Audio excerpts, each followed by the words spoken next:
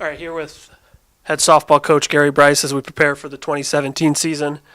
Last season, very successful, had to be one of the better teams in program history, certainly under your leadership. Talk about how you will remember the 2016 season. Well, I think you remember having a great season in terms of wins and losses.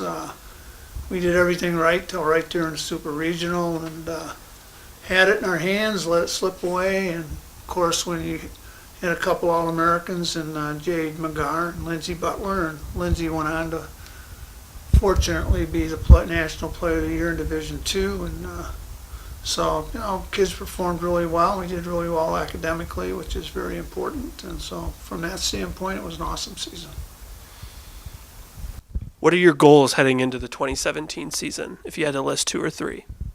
Well, I think our goal is always to try to win the national championship, something that's been a little elusive for us, but I think to play well. We ended up with a 3.66 grade point, which is the highest we've ever been, and that's a credit to the kids. And we got to replace Jade and Allie Lentz and Gabby, but basically we have all of our starters basically back. If we can find a second thrower that can give us some innings and win some games for us, we got a chance to do pretty well.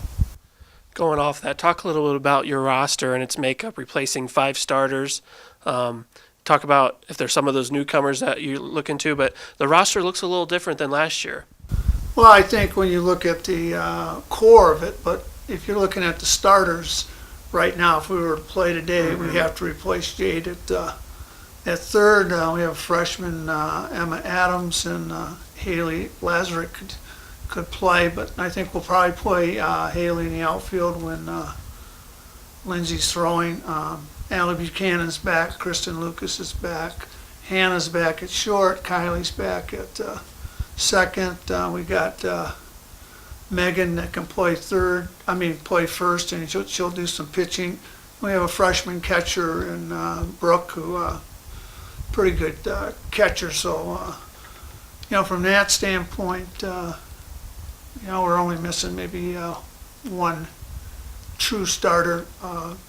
Emily Cava's back, ODH, and Cameron from New York. If she's had back surgery in the fall and doing some things, we get her back. She really hits the ball hard too.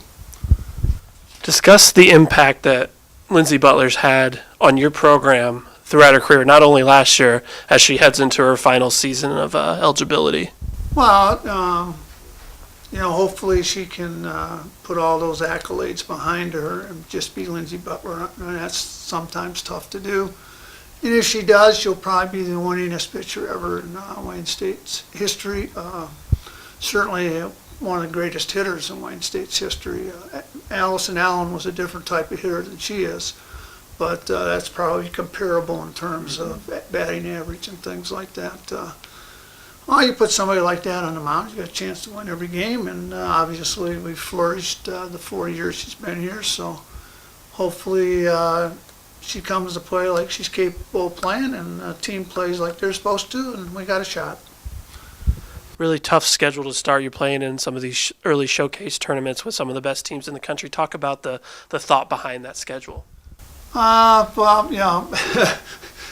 always say the schedule's too tough and we should soften it up, but historically, in anything I've ever coached, I always felt if you're going to compete at the highest level, you want to go out and play good people. It gives you an idea where your team sits, and if you can't beat some of those people, chances are you're not going to get to the Nationals. And if you can, then I think deep down in you think you have a shot at it, and I think that's always been my history of doing it.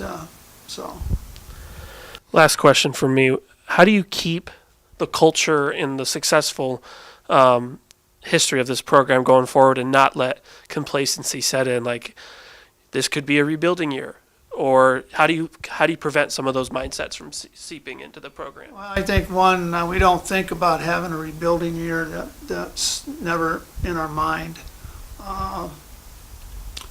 We've been successful. I think when you're successful, you get more kids interested in your program, and we've been able to in general recruit some pretty good kids, not only athletically but academically.